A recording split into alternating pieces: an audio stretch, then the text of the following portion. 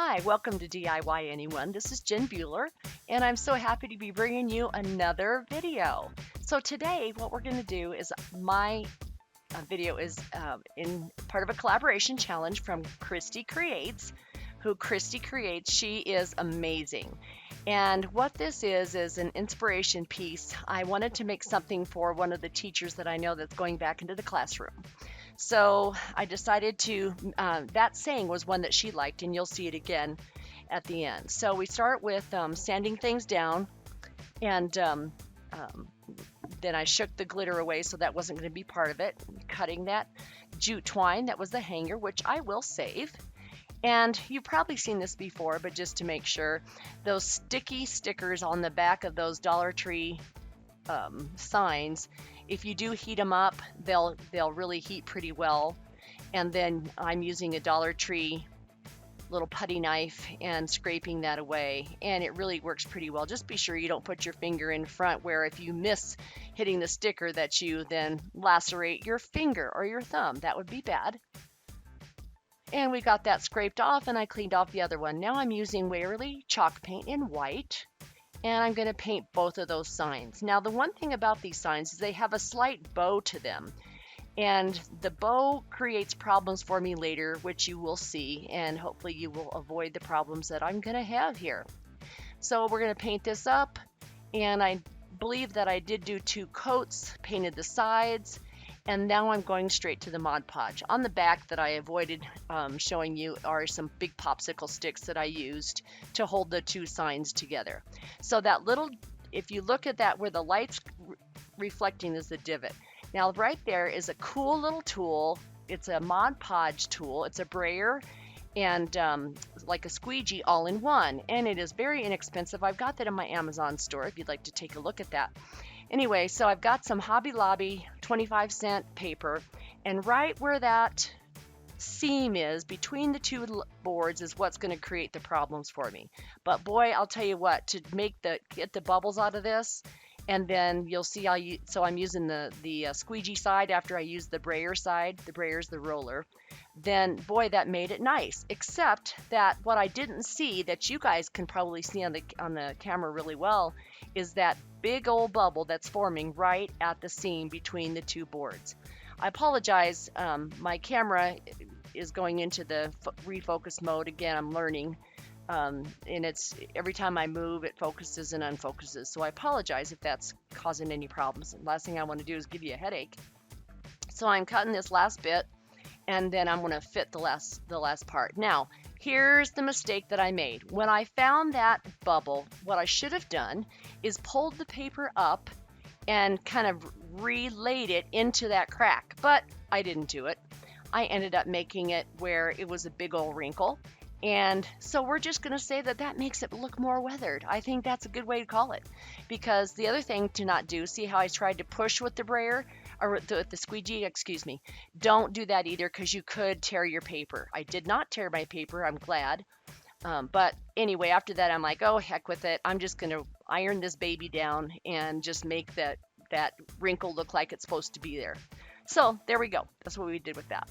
And that's the only reason that I slowed that section down to show you, was to let you see that. So now the rest, I'm going to put on the other pieces here at the Mod Podge.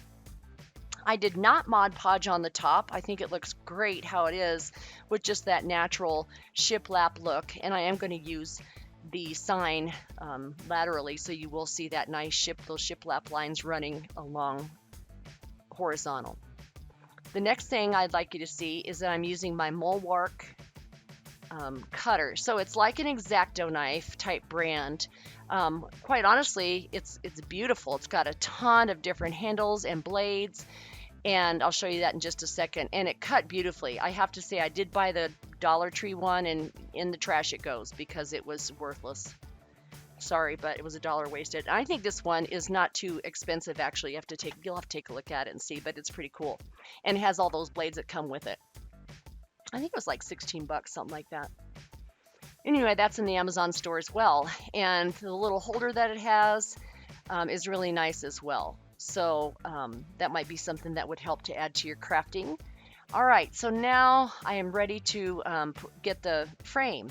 So this is old fence that was around our garden, and we replaced that fencing, and my husband just bent the wire to pull out these pickets so that I can then sand them, and that's going to become the frame. So you can see how he just bends that, and then so if you have an old fence, you don't have to worry about cutting the metal. Just bend it like that, and there you go.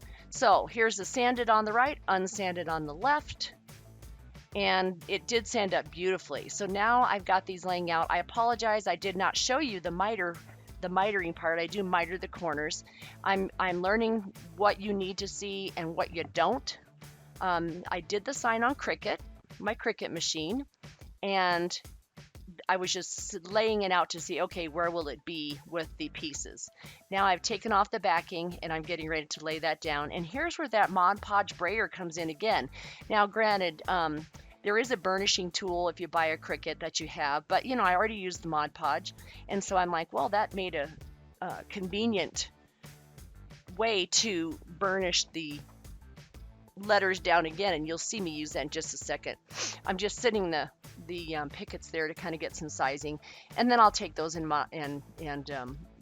cut those with the miter saw, which is just a 45-degree angle. And I have never found that cute little yellow miter box at the Dollar Tree. Maybe y'all have, but I have not found it. But fortunately, I have a miter saw, so I use that. Now, see the squeegee part of that? Boy, that is pushing those letters down such that I had zero problems taking them off. And I am using the contact paper from Dollar Tree. I did find some. I've also got the contact paper from Walmart. And so both of those have worked quite well to be able to use as transfer substance to get the letters onto my project. And I love the saying, when given the choice of being right or being kind, choose kind. And I highlighted and made the choice. This is going in the classroom in one of the elementary schools.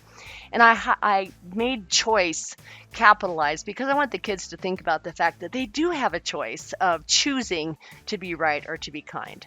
Now, so I kind of skipped a lot of this gluing part. I used Titebond 3 Ultimate Wood Glue. That's also in my Amazon store, and that really held well. Now, there was a little natural bow to these pickets when I saw them, and you can understand with, you know, the being outside and being weathered, and I didn't do anything to them because even being sanded, they had such a cool weathered look to them. I tried to use the Dollar Tree little clips. Yeah, no bueno. They just weren't big enough, didn't have enough. So then I found some binder clips, and I thought, well, if I use the binder clips just straight on the wood, they could leave a mark, and I didn't want to do that. So I found an old towel, just an old hand towel, and I cut a couple of pieces of that. And you'll see just here in a moment where I'm using a binder clip and then a piece of that towel right there to protect it. Now, it's hard you got to be careful as you lift that so that you don't dislodge your joint of the frame. But that ends up working really well. Now, I did go back about 15 minutes later and make sure that my towel was not going to get glued to my frame because, oh boy, would that have been great. Not that I wouldn't have done that. It could have happened. Yes, it could have. So, binder clip. I had 3 binder clips, and then another one was weird. Just another odd one. Now, forgive me, I'm not going to show you the klutziness that I did with the bow. I'm a great bow maker. I'm going to have videos on that because I can show you how to make any kind of a bow with the little button in the center, which, let's face it, I think that really is cool. And there's enough videos out there to show you how to make the fast bow, but I just love still making the bow with the little center loop, the tiny loop in the center. So forgive me, but I didn't drag this video out showing you that, but I do have videos that are going to be in my listing, or whatever you call it, my playlist that will show you how to make those bows. All kinds of bows with 2 loops, 3 loops, 4 loops, any kind. Now, the thing I was looking to do, I had a couple of peonies, or as I've learned, the people more on the east side call them peonies, which I did not know until I heard Natalie on Design to the Nines. Oh, she is amazing. You have to go watch her. Anyway, Natalie calls them peonies, and I didn't know that. So that's pretty cool. Anyway, so I have peonies on the sides, and the goal is to do odd groups. So I have 3 little things on the left and 3 little things on the right. Have this small little part of a hydrangea, and then I believe it's like a baby's breath piece, but it really isn't. I apologize showing you gluing. I know you don't need to see that, but the one cool thing is that paint stick I'm using, it has flexi dip on it, and it's like a rubber cover to that stick, and it doesn't stick to anything. It's amazing. There's another video that I have where I converted an old picture that I didn't like into a succulent holder, and I'm editing that, and it's going to be out real quick, and that flexi dip stuff is amazing. All right, so we're holding this here, gluing things on. We're almost done, and I'm going to put the bow on. And then I decide that it really needs something to cover up the wire between the bow and the flowers themselves. I didn't want to occlude the wording at all, because that defeats the purpose, obviously, of this really cool sign.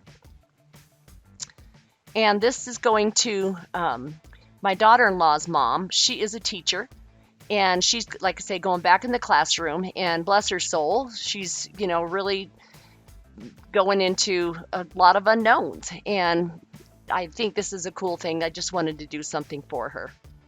So I took leaves from other florals that I had. I believe they were more from the little baby's breath looking thing, and just glued those extra straight leaves right underneath the bow, so they kind of covered that wire, and it just gave it a little bit more of a polished look. And I think we're real close to being done here. Thank you so much for watching this today. And if you would subscribe and ring the bell, I would love it. I'd love to have the opportunity to share more with you. Have a great day, and choose to be kind.